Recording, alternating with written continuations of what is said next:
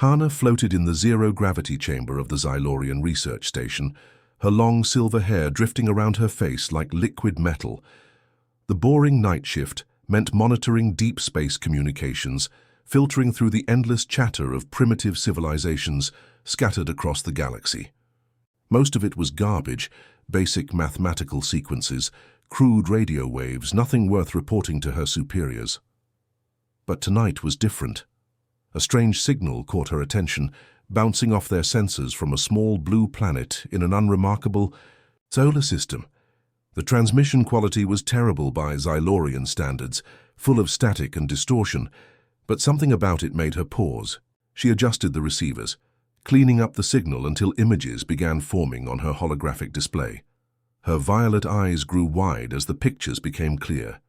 Strange bipedal creatures filled her screen, not unlike her own species in basic shape, but so different in behavior that she could barely believe what she was seeing.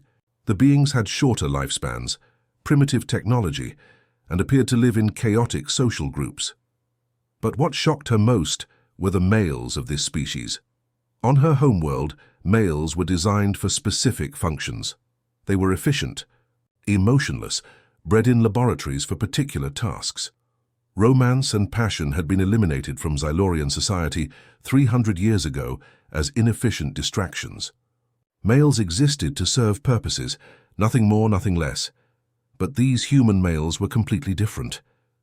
She watched in fascination as one of them ran across a field, sweat pouring down his face, pushing his body beyond its limits just to kick a round object between two posts. When he succeeded, he didn't simply complete his task and move on like a Xylorian would. Instead, he fell to his knees, tears streaming down his face, overwhelmed with pure joy. His teammates rushed to embrace him, all of them celebrating together, like they had just saved the universe. "What are they doing?" Hana whispered to herself, but she couldn't look away. The next image showed a group of human males sitting around a table, sharing food and laughing so hard that some of them could barely breathe.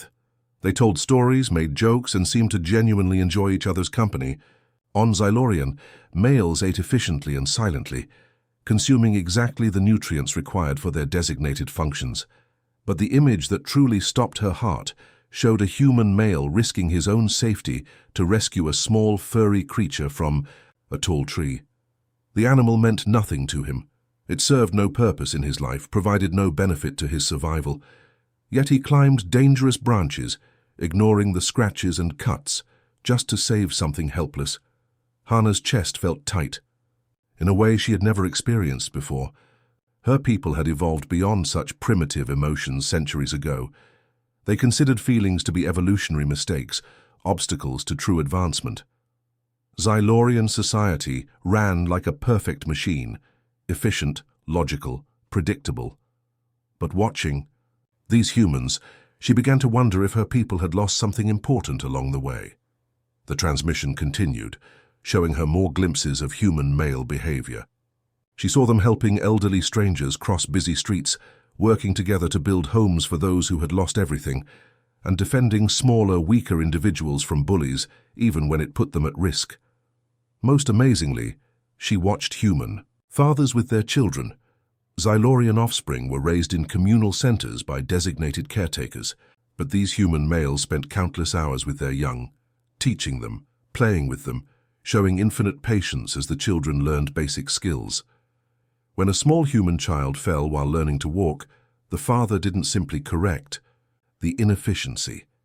Instead, he picked up the child, offered comfort, and encouraged another attempt with a smile that seemed to light up his entire face. "Commander," Hana called to her superior, trying to keep her voice steady and professional.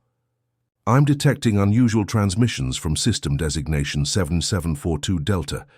The inhabitants appear to have developed complex social structures that warrant further study." Commander Vex appeared on her communication screen, his cold grey eyes showing no emotion. "Are they a threat to the Empire?" "No, sir, they appear to be quite primitive technologically.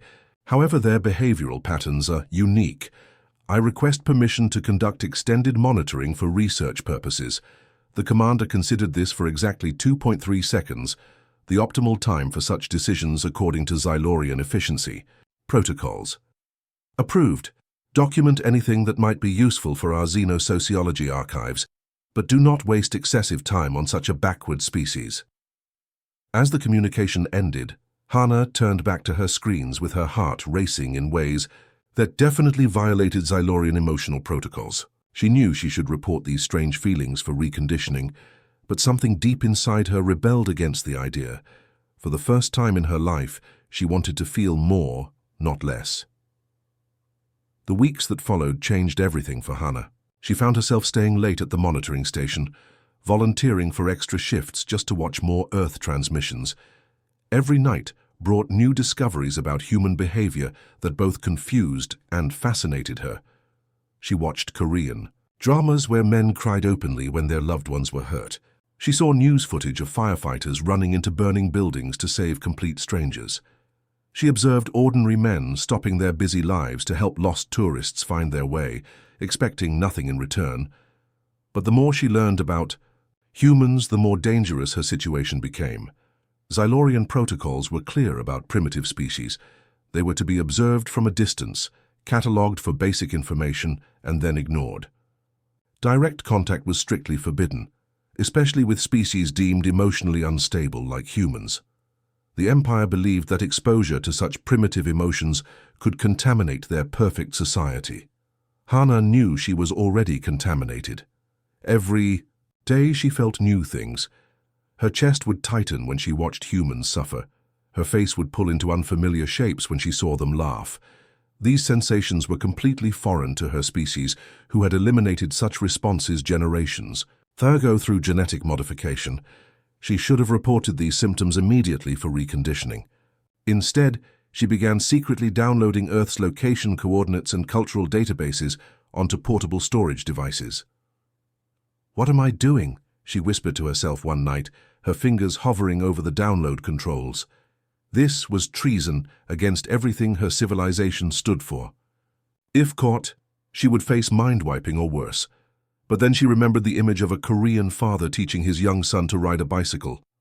The man had run alongside the wobbling bike for hours, his face shining with pride every time his child managed a few seconds of balance. When the boy finally rode on his own, the father had cheered louder than any Xylorian had ever cheered about anything. Her fingers pressed the download button. Over the next 3 days, Hana carefully gathered everything she needed. Earth's exact location, atmospheric composition, gravitational data, and most importantly, detailed cultural information about Korean society. She chose Korea because their entertainment broadcasts showed the strongest examples of male emotional expression and community bonds. The hardest part was accessing a scout ship without triggering security alerts. Xylorian vessels were monitored constantly, and unauthorized use resulted in immediate detention. But Hana had worked in the communications department for 5 years. She knew the security schedules, the blind spots in the monitoring systems, and which ships were scheduled for routine maintenance. Scout Vessel 7429 was perfect for her needs, small enough to avoid detection, advanced enough to make the journey to Earth, and equipped with cloaking technology that would hide her presence once she arrived. The ship was scheduled for engine calibration during the night shift, when minimal crew would be present. Her hands shook as she overrode the security locks. Every step felt like betraying her entire species, but she couldn't stop. The pull toward Earth and its fascinating humans had become stronger than her fear of punishment. The ship's systems came online with barely a whisper. Xylorian technology was designed for efficiency and silence. As she programmed the navigation computer with Earth's coordinates, alarms should have been screaming throughout the station. Instead, her modifications to the security systems kept everything quiet. "Destination confirmed," the ship's computer announced in its emotionless voice. "Travel time to target system, 47 standard hours." Hana sealed the airlock and felt her stomach drop as the ship detached from the station. There was no going back. Now, she was officially a criminal, stealing military equipment and violating first contact protocols. The punishment for such crimes was complete memory erasure, followed by reconditioning into a lower social class. But as Earth grew larger on her view screen 2 days later, all her fears disappeared. The planet was even more beautiful than the transmissions had shown.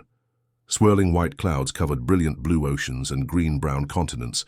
She could see the lights of cities twinkling on the dark side of the planet, millions of humans living their emotionally rich lives, completely unaware that they were being watched by someone from the stars. Her cloaked ship descended through Earth's atmosphere, following the coordinates for the Korean peninsula. The forest outside Seoul provided perfect cover, dense enough to hide her vessel, close enough to observe the human population centers. As the ship settled onto the forest floor, Hana activated her scanning equipment and got her first real-time look at actual humans walking the streets of Seoul. Through her advanced sensors, she could see Korean men heading to work in the early morning, their faces showing traces of sleepiness, determination, and something else she was beginning to recognize as quiet contentment. "They're even more fascinating up close," she breathed, her recording equipment capturing every detail. She had crossed the galaxy and thrown away her entire life for this moment. As she watched a group of Korean men laughing together at a street corner, she knew it was worth it. For 3 days, Hana remained hidden in her cloaked ship, watching Seoul through her advanced sensors. The city never seemed to sleep. Even in the early morning hours, she could see humans moving through the streets starting their daily routines. But watching from a distance wasn't enough anymore. She needed to see them up close to understand how they lived and interacted. The holographic disguise system took hours to calibrate properly. Xylorian technology could create perfect illusions, but human biology was more complex than she had expected. She had to adjust skin tone, eye shape, hair texture, and even the way she walked to blend in with Korean women. The final result looked convincing on her ship's displays, but she wouldn't know for sure until she tested it in the real world. Her first steps onto Seoul's sidewalks were terrifying and amazing at the same time. The smells hit her immediately: food cooking, car exhaust, flowers from a nearby park, and something else she couldn't identify, but found strangely comforting. Sounds surrounded her from every direction: conversations, traffic, music, children playing. On her sterile space station, the only sounds were mechanical hums and computer beeps, but it was the humans themselves that truly amazed her. She followed a young man named Taiho as he walked to work that morning. Nothing about him seemed special. By Xylorian standards, average height, normal clothes, probably heading to some routine job. But when an elderly woman struggled to cross a busy intersection, Taiho immediately changed direction. He offered his arm to support her, waited patiently as she moved slowly, and made sure she reached the other side safely. The woman thanked him with a warm smile and tried to offer him money for his kindness. Taiho politely refused, bowed respectfully, and continued on his way without expecting anything in return. The entire interaction took less than 3 minutes, but it would have been impossible in Xylorian society. Elderly citizens were cared for by designated service units, not random strangers who had their own tasks to complete. Later that day, near a high school, she witnessed something that made her heart race again. A group of older students had cornered a younger boy, taking his belongings and pushing him around. Most passers-by ignored the situation, probably late for their own appointments, but a teenage boy named Minho stopped walking and approached the bullies. "Leave him alone," Minho said firmly, though he was smaller than the bullies and clearly outnumbered. The bullies laughed and turned their attention to him instead. They pushed Minho against a wall and threatened him, but he didn't back down. Even when they started hitting him, he positioned himself between them and the younger student, taking the punishment to protect someone weaker than himself. Eventually, the commotion attracted other adults who broke up the fight. The bullies ran away, leaving Minho bruised but victorious. The younger student tried to thank him, but Minho just smiled, checked that the boy was okay, and walked away like it was completely normal to risk personal injury for a stranger. Hana followed him for several blocks, fascinated by his calm demeanor after such a selfless act. In Xylorian society, protecting others was the job of designated security units. Citizens were not expected to endanger themselves for people outside their assigned groups. But the moment that truly changed her understanding of humans happened at a small cafe near Hongdae. She sat at a corner table, pretending to drink coffee. while observing the customers around her. A man named Wu Sung entered with his young daughter, probably around 5 years old. The little girl was struggling with her shoelaces, getting frustrated as they came undone again and again. Instead of fixing the problem quickly and efficiently, Wu Sung knelt down to his daughter's level and began teaching her the proper technique. His voice remained patient and encouraging, even as she failed multiple times. He showed her how to make the loops, how to pull them tight, how to make sure they would stay tied. The lesson took almost 20 minutes. Other customers came and went, probably wondering why this man was spending so much time on such a simple task, but Wu Sung acted like he had all the time in the world. When his daughter finally managed to tie her shoes correctly, he celebrated her success, like she had just solved the universe's greatest mystery. "You did it," he cheered, clapping his hands and smiling so widely that other customers turned too. "Look, I'm so proud of you." The little girl beamed with pride and hugged her father tightly. They ordered hot chocolate and shared a piece of cake, talking and laughing together like best friends. Hannah recorded every second of this interaction, her hands trembling as she operated her hidden equipment. "Incredible," she whispered into her recorder, making sure her voice was too quiet for nearby humans to hear. They choose compassion over efficiency. They value connection over logic. A simple task becomes an opportunity for bonding and education. In Xylorian society, children learned practical skills through direct neural download or automated teaching systems. The idea of a parent spending precious time on such inefficient methods would be considered absurd. But watching Wu Sung with his daughter Hannah realized that the learning wasn't really about shoelaces at all. It was about trust, patience, and love. Unfortunately, her advanced technology was starting to cause problems she hadn't anticipated. Every few hours, electronic devices near her would flicker or malfunction briefly. Streetlights dimmed when she walked past, smartphones rebooted randomly, and cafe computers froze for no apparent reason.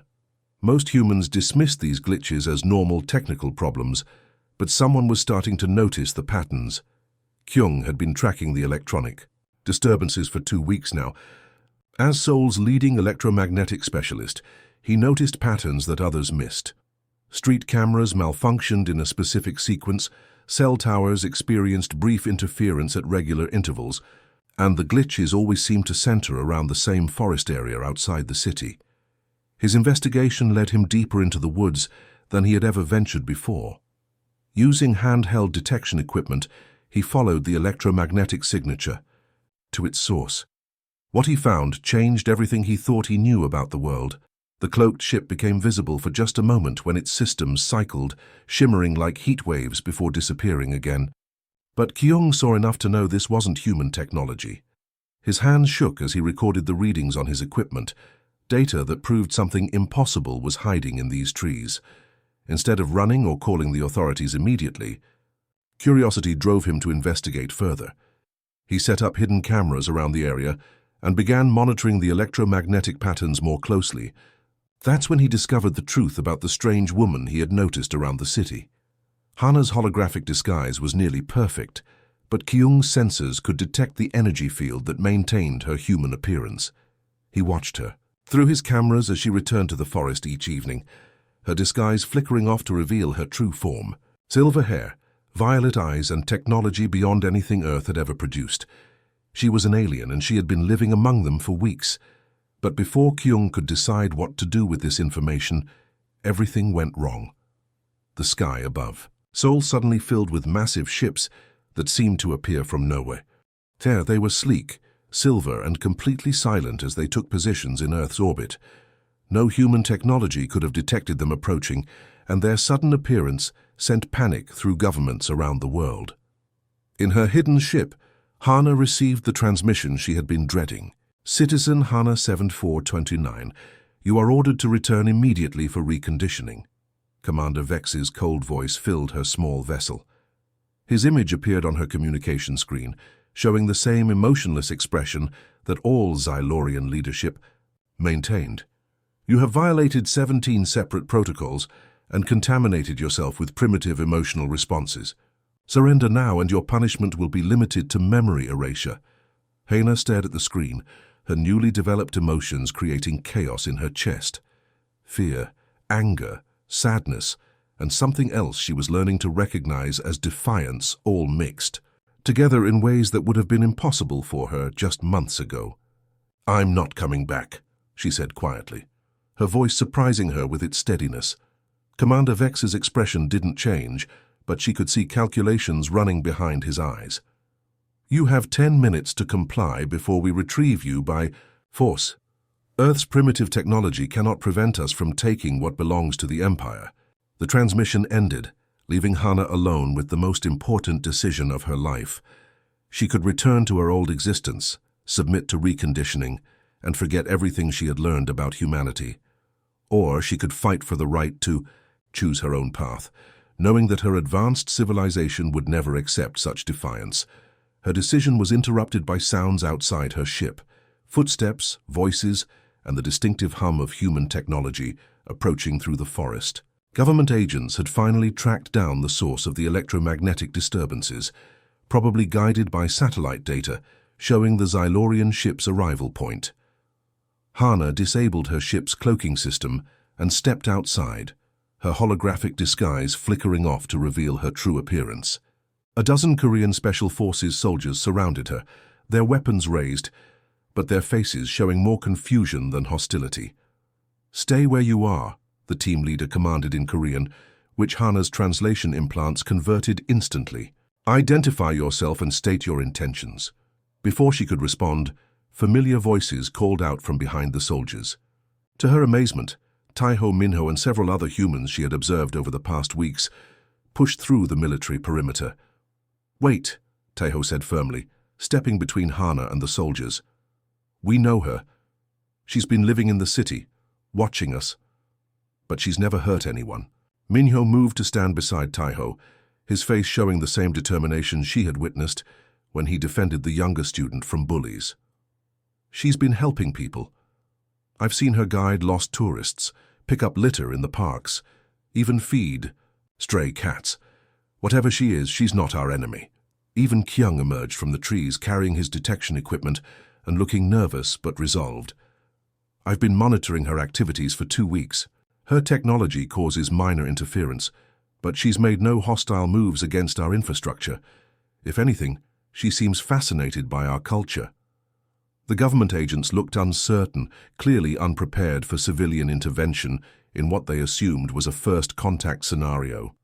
But before anyone could decide what to do next, the Xylorian ships above began powering their retrieval systems. "We don't know exactly what you are," Taiho said, looking directly at Hana. "But we know who you are.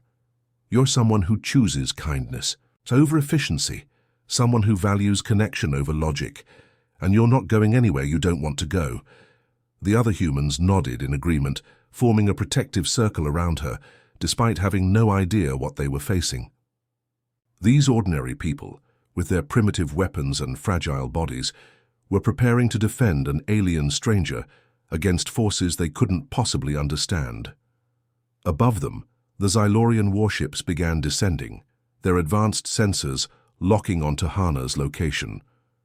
Commander Vex had clearly decided that diplomacy was unnecessary with such a primitive species, but he had underestimated humanity's most dangerous characteristic, their absolute refusal to abandon someone they had chosen to protect. The standoff in the forest lasted only minutes, but it changed the course of galactic history.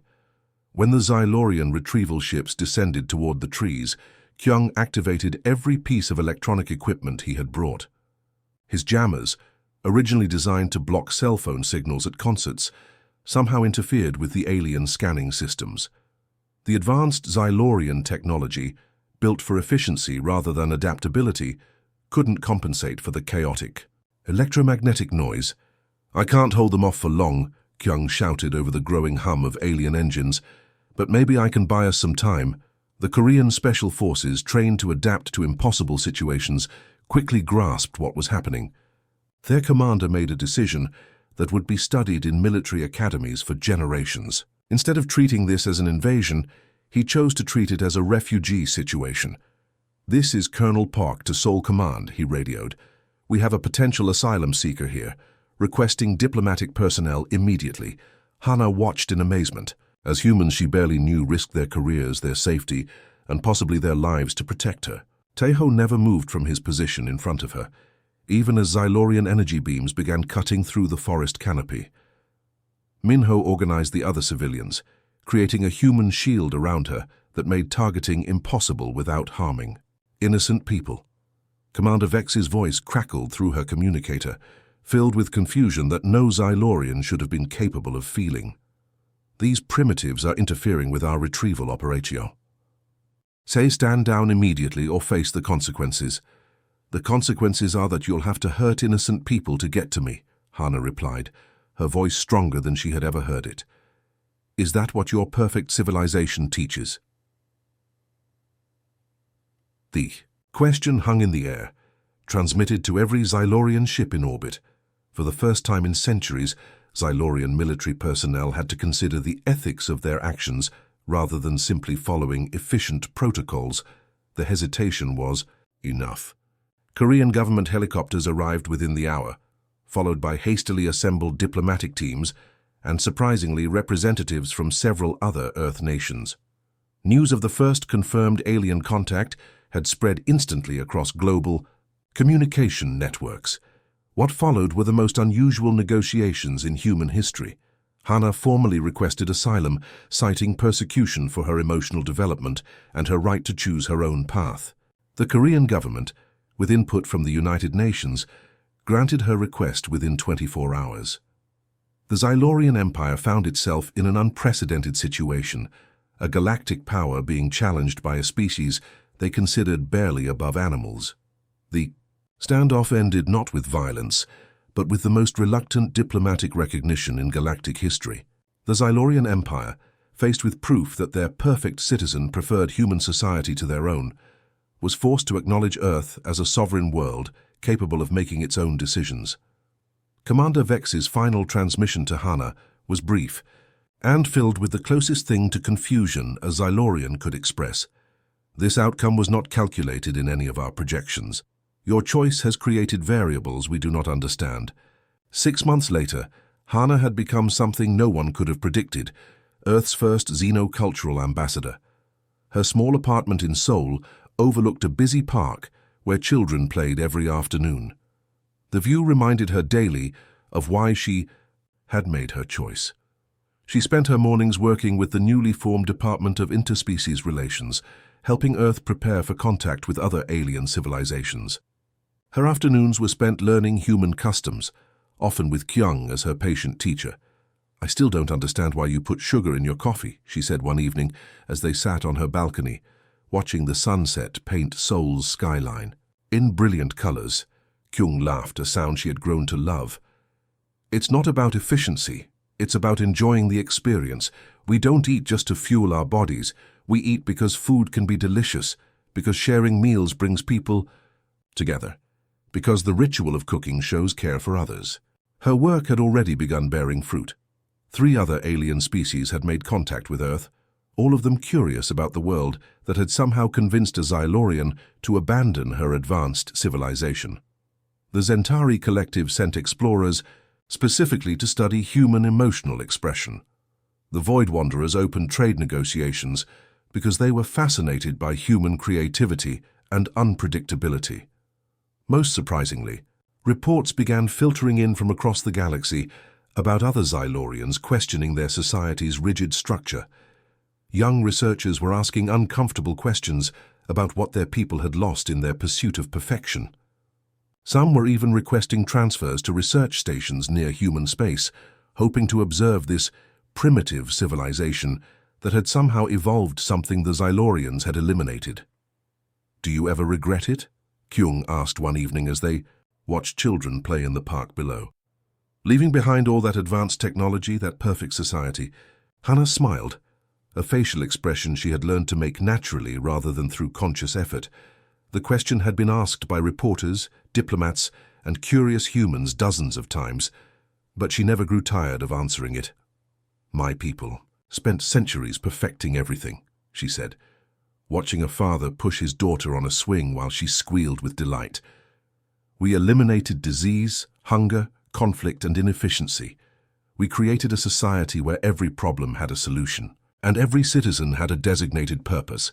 She paused, noting how the father's face lit up every time his daughter laughed, how he seemed to find as much joy in her happiness as she did in the simple act of swinging. But in making everything perfect, we forgot to ask if perfection was worth having. We solved every problem except the most important one: what makes life worth living.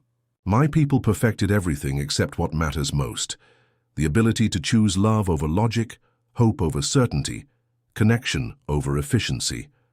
Below them, the children continued playing as the sun set, their laughter carrying up to the balcony, on the evening breeze.